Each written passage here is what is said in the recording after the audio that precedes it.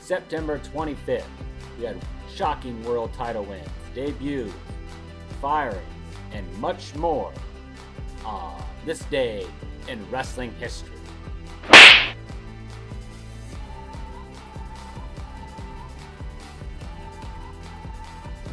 "32 years ago to this day, rugged Ronnie Garvin won the NWA World title from Ric Flair in a steel cage match. At that time, he wasn't known as Rugged Ronnie Garvin, but that's all I'll ever call him, and I don't see anybody going to try to stop me. Rugged Ronnie Garvin had the title for a couple months, then lost it back to who? To Ric Flair in what? A steel cage match. It's pretty much like the match never happened.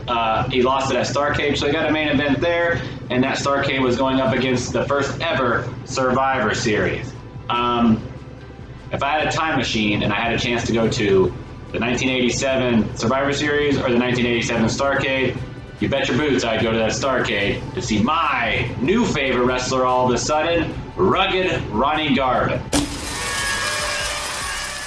This day 26 years ago, Shawn Michaels walked out of the company. The falling out had something to do with the positive steroid test, I guess. I think Shawn Michaels still denies that to this day.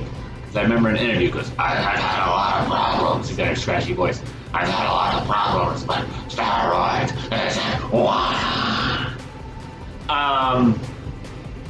Walked out of the company 26 years ago today. Actually got an offer from WCW, turned it down, came back in Survivor Series to replace Jerry Lawler. So Shawn Michaels stayed with WWE. Just had a couple months off, no big deal.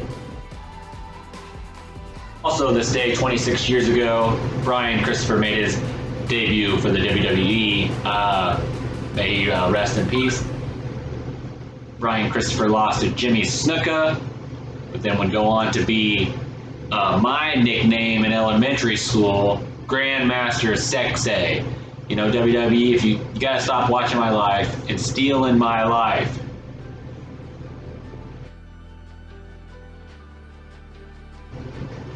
This day, 19 years ago, WWE Raw, Monday Night Raw, aired on TNN, debuted. They had a falling out with USA. TNN offered them a spot, and they took it.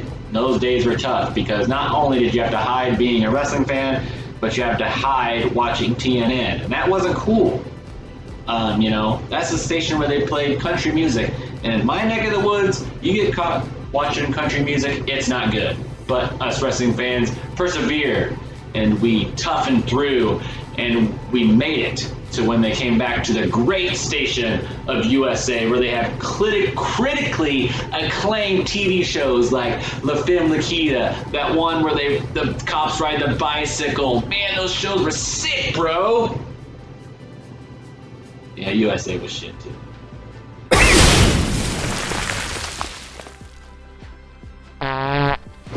Let's say you didn't want to watch TNN anymore, and you switched over to TNT to see Vince Russo 19 years ago win the world title, the WCW world title, against Booker T in a steel cage match. That's pretty surprising. Also surprising, WCW was on TV still. That's more surprising. How can you? That should have been on the internet.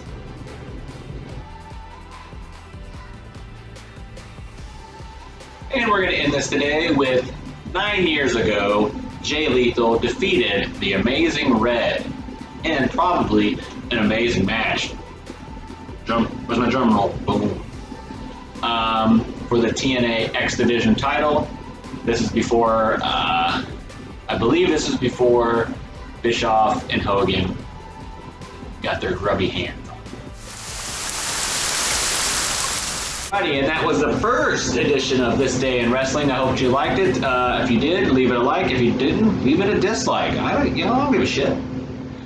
Subscribe and leave a comment down below. Hopefully, I can do this a couple times a week. I'll look and see if there's some interesting ones to talk about. But that was This Day in Wrestling History. Remember to drop that notification bell, Rose.